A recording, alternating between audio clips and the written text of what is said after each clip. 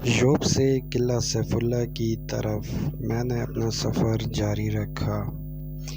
यहाँ पे थोड़ा थका हुआ था तो इस वजह से मोबाइल को नीचे की साइड रखना पड़ा, क्योंकि टैंक बैग था टैंकी पे, तो इस लिहाज से संभालना होता है कई चीज़ों को। बाइक भी काफ़ी अपनी मस्ती में मैं चला रहा था पहाड़ों को देखते हुए। और ये अल्सैफ की बस थी जो कि क्वेटा से बलूचिस्तान आती है, और काफ़ी गलत इसने क्रॉसिंग की है। ये जैसे आप जोब से तकरीबन 22-23 किलोमीटर आगे की साइड पे सफ़र करते हैं तो वहाँ पे कई मोड़ हैं। तो वो मोड़ से ऊपर से चढ़ाई थी, नीचे से चढ़ाई थी, ऊपर से उतराई थी। तो बस वाला भी काफ़ी स्पीड में था, तो हम भी अपने रास्ते में मस्त अपनी धुन में गुनगुनाते जा रहे थे, पहाड़ों को एंजॉय करते हुए। बलूचिस्तान, क्योंकि बलूचिस्तान काफ़ी लोगों का कहना है कि बलूचिस्तान खुश्क है, ये है वो है, लेकिन बलूचिस्तान काफ़ी प्यारा है अगर एक नज़र से देखा जाए। क्योंकि मेरी अपनी पैदाइश भी बलूचिस्तान की है तो प्रेफर मैं भी करता हूँ। यहाँ पे बाइक की स्पीड थोड़ी कम हो गई थी, चढ़ाई थी, ये आप देख रहे हैं, आप लोगों को नज़र भी आ रहा होगा कि ये चढ़ाई थी। यहाँ पे काफ़ी खींचना पड़ रहा था बाइक को, लेकिन ये अच्छा था, मेरे पास GR था 150 जो कि अभी मैंने परचेज़ की थी और काफ़ी अच्छी बाइक है। इससे पहले मेरे पास GS 150 था, उस पर भी ट्रैवल कर चुका हूँ, लेकिन GR की अपनी मज़ा है। उसे बस संभालना और मेंटेनेंस उसका रखना जो है वो काफ़ी अच्छा होता है। यहाँ पे ये 2-3 ट्रक थे जिनके साथ ये भी मेरे साथ थे दाना सर से, मुगलकोट की साइड से, और मैं भी था। जा रहे थे हम 3-4 थे जो बलूचिस्तान जा रहे थे, और ये आज था भी चांद रात, तो मैं भी इंजॉय करता हुआ जा रहा था। क्योंकि रश नहीं था तो इस लिहाज से मुझे काफ़ी फ़ायदा हुआ, काफ़ी ज़्यादा। कभी स्पीड और कभी नॉर्मल मोड़ थे, ख़तरनाक मोड़ है यहाँ पे कुछ मकामात पर, और पहाड़ों में खोए हुए। बस मैं इंजॉय ही करता जा रहा था, काफ़ी मज़ा आ रहा था मुझे। क्योंकि जब मैं जैसे ही जॉब से आगे निकलता हूँ या दराजिंदा से, तो मैं पीछे जो दुनिया उसे भूल जाता हूँ, मैं लाइफ को एंजॉय करते जा रहा हूँ। मेरा ध्यान और फोकस सिर्फ मेरी मंजिल होती है, अपने आप को अल्लाह के हवाले कर देता हूँ और सारा फोकस मेरा अपना मकाम मंजिल तक होता है। और इन पहाड़ों को खुश्क थे, थोड़े हल्के कुछ सरसब्ज भी थे, लेकिन क्या बात है इन पहाड़ों की। एंजॉय इंसान इन्हीं पहाड़ों को करे। कुछ का कहना है कि ये बंजर ज़मीन है, ठीक है बंजर है, लेकिन इसकी अपनी एक खूबसूरती है, इसे समझना ही होता है। यहाँ पे बाइक को मैं खींच रहा था, बाइक काफ़ी स्लो था, तो मैं भी चलो नॉर्मली, अगर 5 गियर थे तो तीसरे चौथे में मैं भी जा रहा था। ज़्यादा प्रेशर मैं भी बाइक पे नहीं देना चाहता था, ऐसा ना हो कोई इशू ना बन जाए। और बकाया जो था वो मैंने क्वेटा में इसकी ट्यूनिंग करनी थी, बस वही था जो खैर से मैं क्वेटा पहुंच जाऊं।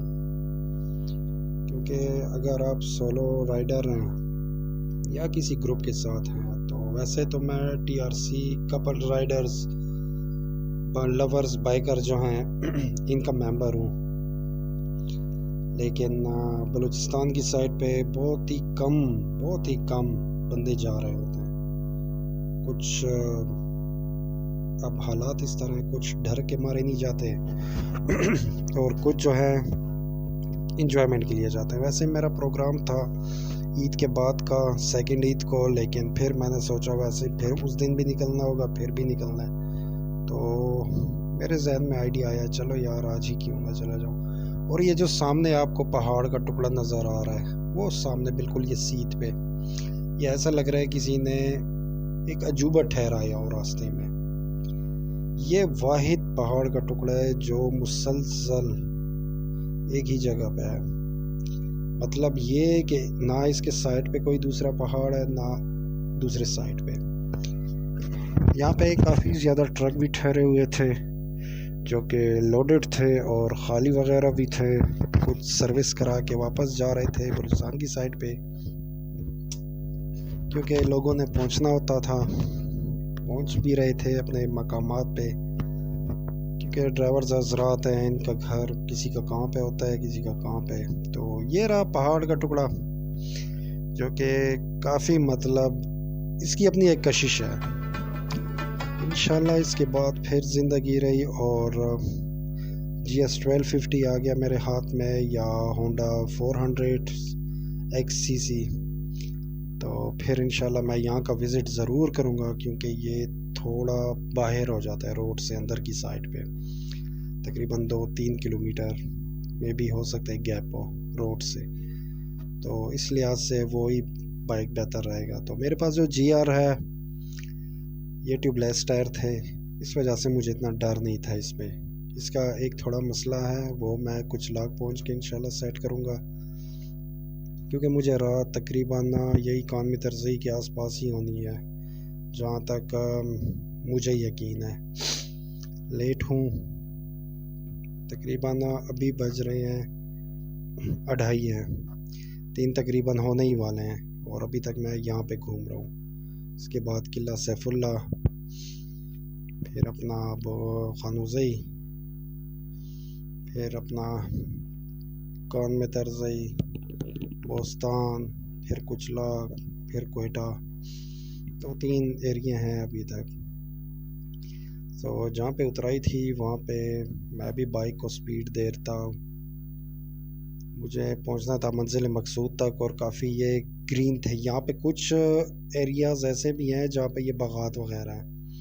रोड भी मतलब अच्छा है, अब तकरीबन बना चुके हैं इसे, पहले जैसे था उससे कई बेहतर भी है और थोड़ा सा ख़राब भी है। लेकिन जो पश्तून बेल्ट है इसमें मुझे टेंशन नहीं थी, ना बलोच बेल्ट की साइड पे। पंजाब में भी मुझे टेंशन नहीं हुई, जो कि मैं मुजफ्फराबाद से कुंदिया पहुंच आया था रात के सुबह के 4 बजे और सुबह के 9 बजे निकला था मुजफ्फराबाद से। अपर तौबट गया था, आज़ाद कश्मीर घूमा हूँ, कील घूमा हूँ, शादरा, रत्ती गली। तो इस वजह से और भी मेरे प्रोग्राम है, उसके लिए अभी सोच रहा हूँ। ग्रुप वाले जो है उन्होंने इनवाइट किया है, लेकिन देखते हैं, क्योंकि CRC ग्रुप जो है इनके जो राइडर्स हैं उम्रे के लिए भी जा रहे हैं। तो मेरी भी नीयत है इंशाल्लाह नेक्स्ट ईयर्स देखता हूँ, ज़िंदगी रही अल्लाह को मंजूर हुआ अफ़गानिस्तान या ईरान जाऊँगा, या पहले ईरान से अफ़गानिस्तान फिर पाकिस्तान, या फिर पहले अफ़गानिस्तान फिर ईरान फिर पाकिस्तान। कज़ाकिस्तान का भी सोचा हुआ है, तो देखते हैं, बजट के लिहाज से ही घूमना पड़ेगा। मेरे चैनल को लाइक शेयर सब्सक्राइब लाजमी करें ताकि मज़ीद न्यू वीडियो अपलोड हो तो आप लोगों को इन्फॉर्मेशन मिलती रहे। ये होटल्स वगैरह बनते कुछ यहाँ पे छोटे छोटे बागात थे, साइड पे घर थे। दिल तो चाह रहा था कि कहीं पे बैठ जाऊं, लेकिन टाइम इतना नहीं था मेरे पास कि मैं मज़ीद टाइम स्पेंड करता कहीं पे थोड़ा बैठ के। सोच मेरी यही थी कि मैं रात को अगर 11 या 11:30 बजे कुछ लाख पहुंच जाऊं तो कुछ मतलब इशू नहीं होगा। और दूसरी बाइक माशाल्लाह से ये थी जो मेरे पास GR है। GR अब सिंपल एग्जांपल आपको दे दूं तो इसका ट्रैवल ऐसा है जैसे आप जापानी प्रीमियो गाड़ी पे बैठे हों। एक तो कंफर्टेबल है, दूसरा ये डिस्क है, ब्रेक इसके काफ़ी अच्छे हैं, ऑप्शन इसके काफ़ी बेस्ट हैं। जापान की टेक्नोलॉजी है, इंपोर्ट आ रहा है, जापान से ही इंपोर्ट होके आ रहा है, सारी फिटिंग सारा सिस्टम जापान में ही है। ये सिंपल टायर्स में आते हैं, लेकिन वहाँ पे जो है यहाँ पे पाकिस्तान में थॉमसन है और कुछ और कंपनीज़ हैं जिसके मतलब ट्यूबलेस टायर होते हैं। तो ये कुछ ग्रीनरी वगैरह थी साइड पे, पानी वगैरह भी था। पश्तो में उसे खुड़े कहते हैं, जो उर्दू में उसे छोटे नाले कह सकते हैं। कुदरती आबशार भी कह सकते हैं। तो यहाँ पे बाज़ार वगैरह खुले हुए थे, दिन का टाइम था, बस लास्ट रोज़ा था, फाइनल आखिरी रोज़ा था, तो सारे मतलब लोग लगे हुए थे अपने सौदा सल्फ लेने में, और मैं ट्रैवल करता जा रहा था क्योंकि मुझे पहुंचना था अपनी मंजिल तक। कई दफ़ा दिल मेरा हुआ मैं यहाँ पे रुक जाऊँ, पाकिस्तान में मैं किसी कोने में भी बल्कि दुनिया में चला जाऊँ ना, जब तक मैं बलूचिस्तान ना जाऊँ मुझे सुकून नहीं मिलता। बहुत ही प्यारा एरिया है, लोग काफ़ी मतलब एक अलग तलक मैं कह सकता हूँ। लोग इनसे बलूचिस्तान से साइड पे हो जाते हैं, लेकिन नहीं, बलूचिस्तान बहुत प्यारी जगह है। ये पहाड़ आपको देखने को कहीं नहीं मिलेंगे। पाकिस्तान में सारी ग्रीनरी है, लेकिन वाइट बलूचिस्तान है जो मादनियात से भी माला माल है। और ये पहाड़ क्रोमाइट वाले हैं जो कि दराजिंदे से शुरू होते हैं। जैसे आप दराजिंदा में एंट्री करोगे वहाँ से ये पहाड़ शुरू हो जाते हैं, और या में भी हो सकता है ये पहाड़ हपचौकी तक भी जाते हों। ये ट्रक वाले भाई हैं जो कि मेरे साथ कोयटा तक ही थे। यहाँ पे सरसब्ज बागात, छोटे छोटे लेकिन दिल को लुभाने वाले। लोग अपनी ज़मीनों पे लगे हुए थे, अपनी फसल उगा रहे थे, क्योंकि यहाँ पे रेड चिली जो है ये काफ़ी तादाद में उगाई जाती है। मेरा तो जब भी गुजरना हुआ है मैंने तकरीबन रेड चिली देखी है, और सिंपल अल्फाज में सुर्ख मिर्च उसे कहते हैं, वो भी समझाता चलूँ। यहाँ पे आगे वो रिकॉर्डिंग मैंने नहीं की, यहाँ पे ठहर गया था 5-10 मिनट के लिए, और कुछ बंदे आ गए थे, कह रहे थे कि चलो यार हमारे साथ रात कर लोगे, सुबह नमाज पढ़ के जोब में, तो उसके बाद आप रवाना हो जाओगे। तो ये एक कोच था जो कि ये भी चढ़ाई थी और मैं भी चढ़ाई पे था, दोनों। ये अपनी स्पीड लगा रहा था, मैं अपनी स्पीड। वैसे ही दिखने में ये रोड बिल्कुल नॉर्मल ही लग रहा है, लेकिन अगर गौर से देखें ना तो ये काफ़ी ख़तरनाक चढ़ाई है। बलूचिस्तान की साइड पे आप जब जाएंगे तो यहाँ से जोब से चढ़ाई है कोयटा तक, और वहाँ से जब आएंगे फिर कान में तरजई से आगे, यहाँ से फिर बस वही उतराई है।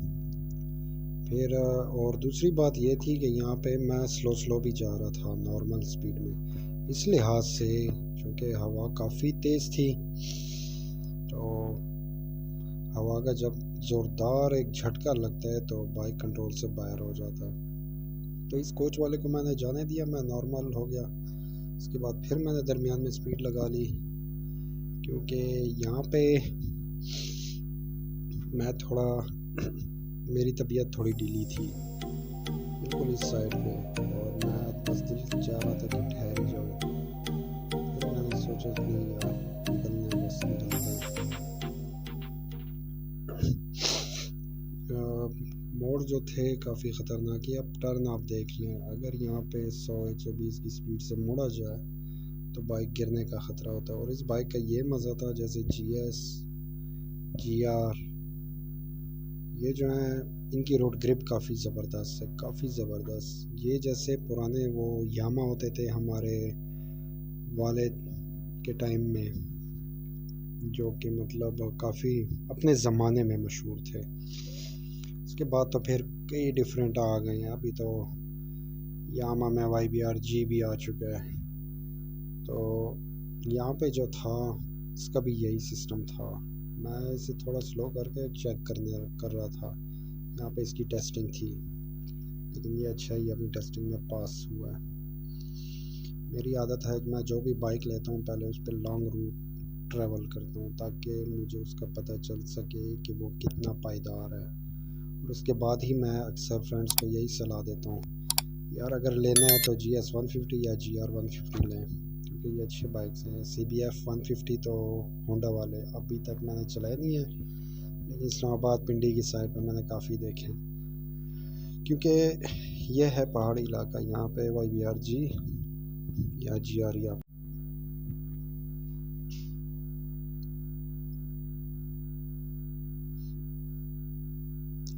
यहाँ पे देखने का मंजर ये था कि बिल्कुल पहाड़, सुनसान मैदान, कोई नहीं था, कोई भी नहीं था। ये तकरीबन छोटे छोटे एरियाज यहाँ पे आबाद है। अब अंदर पहाड़ों की साइड पे भी रास्ते गए थे। हो सकता है वहाँ पे कोई छोटे इक्का दुक्का गांव हो, घर हो, क्योंकि यहाँ पे एक घर अगर यहाँ पे मौजूद है तो दूसरा घर 3 किलोमीटर आगे होता है। सड़क भी बिल्कुल ओपन था, सड़क भी बिल्कुल क्लियर था, कोई चीज़ नहीं थी। इक्का दुक्का ट्रक गाड़ी वगैरह आ रहे और जा रहे थे, वो भी आसपास के, जैसे किला से फुल्ला से जोब, जोब से कोयटा, लेकिन लॉन्ग रूट जिसे कहते हैं इस्लामाबाद लाहौर, ये वो बसें वगैरह भी मैंने नहीं देखी। लेकिन मैंने सोचा चलो यार मैं घूमता ही जाऊं। और यहाँ पे मेरी उंगली बिल्कुल जाम हो गई थी। इस एरिया में काफ़ी ठंड था, काफ़ी सख्त ठंड है। आप इमेजिन ही नहीं कर सकते। मैं कांप रहा था यहाँ पे, खुद हैरान था। हालांकि धूप इतनी तेज़ थी लेकिन फिर भी ठंड से बुरा हाल था मेरा। लेकिन यह एंजॉय किया मैंने सफ़र को। जब आप सफ़र को एंजॉय करते हैं ना तो वो ट्रैवल अलग ही एक मज़ा होता है। यहाँ पे मेरे हाथ तकरीबन थक चुके थे, तो मैंने सोचा चलो यार थोड़ी सी हाथों की वर्जिश भी की जाए। इंसान थक जाता है, हम कोई मशीन तो नहीं है, हम भी इंसान हैं। मुसलसल जब आप सफ़र पे हो ना तो और हों भी अकेले, तकरीबन इंसान बोर ही हो रहता रहा। बहरहाल ये थी मेरी एक छोटी सी ट्रैवल स्टोरी, जो कि मतलब मैं हमेशा इंजॉय करता हूँ।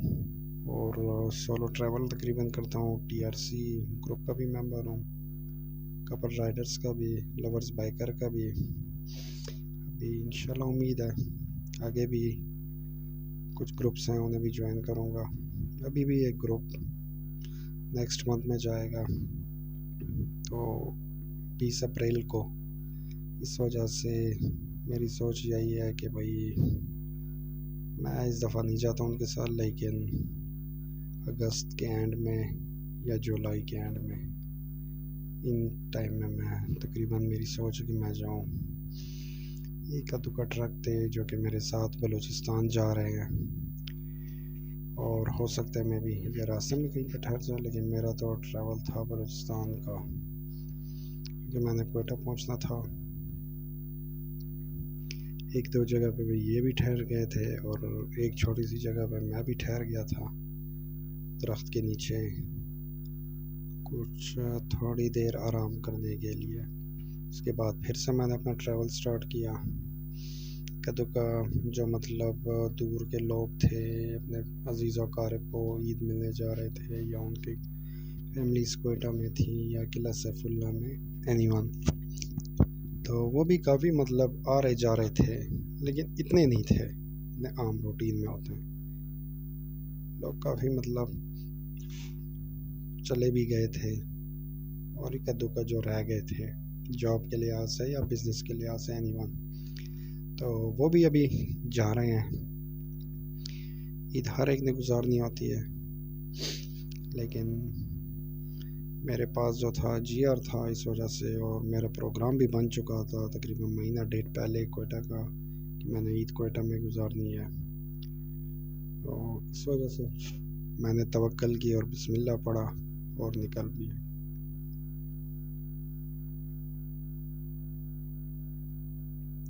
ये यहाँ पे छोटे छोटे गांव थे, ये सामने छोटा सा बाग था जो कि काफ़ी खूबसूरत, एक छोटा एरिया था लेकिन काफ़ी खूबसूरत था। दिल तो चाह रहा था यहाँ पे ठहर जाऊँ, लेकिन इतना टाइम नहीं था कि मैं मज़ीद ठहरता।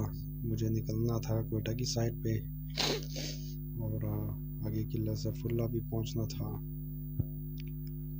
आप ये सोचेंगे जैसे ये बाइक 50-60 या 80 की स्पीड में, लेकिन इस पर जो बैठा होता है ना उसे पता होता है कि यार मैं किस मकाम और किस लेवल पे जा रहा हूँ। क्योंकि जो स्पीड मैंने लगाई थी, अल्लाह माफ़ी दे, बहुत ही तेज़ था, बहुत ही तेज़। ये तो मैंने नॉर्मल कर दिया था। ये खूबसूरत छोटे बागात, और इनमें जानवर चर रहे थे।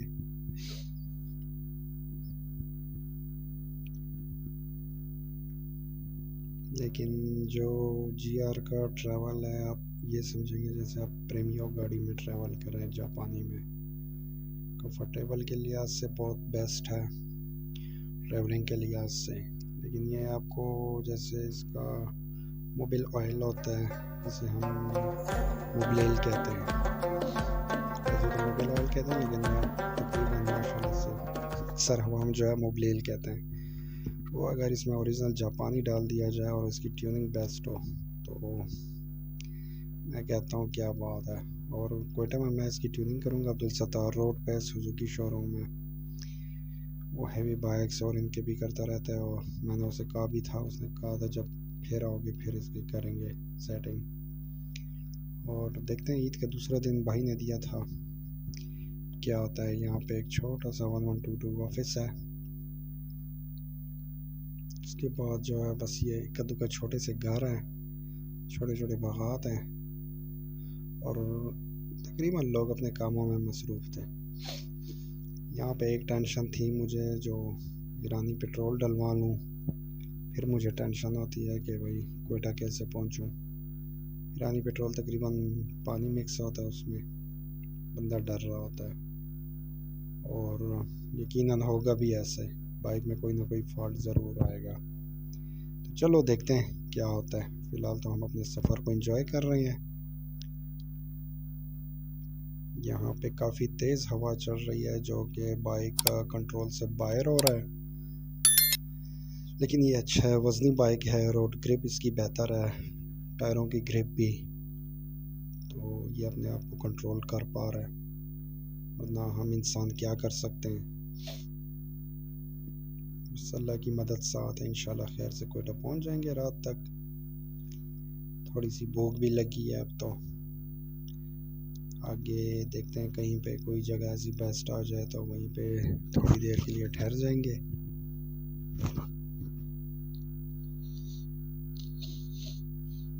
ये खूबसूरत बागात सरसब्ज। और अभी बाइक को क्योंकि थोड़ा स्पीड भी देना है ताकि अब टाइम के साथ पहुंचा, लेकिन ये मैदान में काफ़ी तेज़ हवा चल रही है जो कि बाइक को कंट्रोल से बाहर निकाल रही है।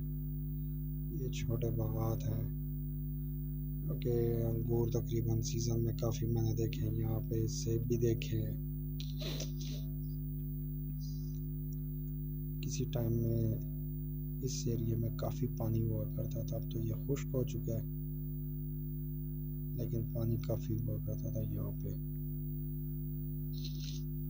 इसके बाद हम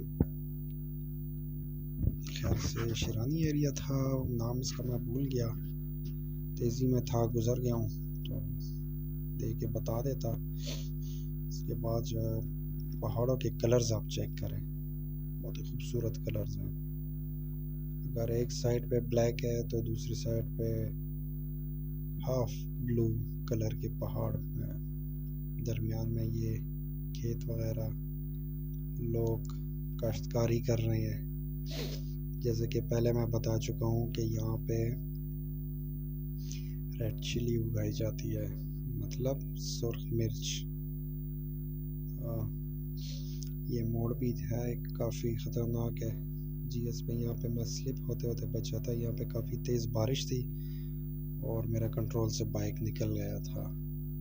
और ये जो नीचे आप देख रहे हैं, ये पुल के नीचे यहाँ पे इतना पानी था, मैं खुद डर रहा था कि मैं यहाँ से जल्दी जाऊँ, और इसी जल्दी के असना में बाइक मुझसे स्लिप होते होते बच गया था। अभी तो ये सूखा हुआ है, लेकिन जब बारिश हुई और बाई चांस हम यहाँ पे बराबर हुए तो मैं आपको वो मंज़र ज़रूर दिखाऊंगा। काफ़ी तेज़ रफ्तार में पानी आ रहा होता है, जो कि आसपास पहाड़ों पे बारिश होती है तो वो सारा पानी यहीं से गुज़रता है। और यहाँ से ये बागात फिर से शुरू हो गए, उसके बहुत ही खूबसूरत नज़र आ रहे थे। दिल चाह रहा है बस यहीं पे ठहर के कुछ टाइम स्पेंड कर लूँ, लेकिन मुझे निकलना है, अपने मंजिल मकसूद तक जाना है, बलूचिस्तान जाना है। मैं भी यही चाह रहा हूँ कि मैं लेट ना हो जाऊँ। वैसे ही रात तो मुझे होनी है, ये मुझे कंफर्म है, लेकिन अभी मुझे यहाँ से निकलना है। बस ये छोटे छोटे हिस्से, ये खूबसूरत छोटे बागात, और ये पानी, कुदरती पानी जो था, क्या बात है। और लोग ये अपनी ज़मीनों से लकड़ियाँ वगैरह जो सूखी पड़ी होती हैं या दरख्त वगैरह जो होते हैं गिरे होते हैं, उन्हें उठा के ले आ रहे हैं। अभी भी लोग लगे हुए हैं इस गर्मी में ज़मीन को सेट करने के लिए, लेकिन हमने जाना है बलूचिस्तान पहुंचना है किसी भी हालत में। बाइक की हवा भी चेक करनी है। आगे किला सैफुल्लाह में पेट्रोल भी डलवा लूँगा, उसके बाद फिर निकलूँगा आगे के सफ़र को।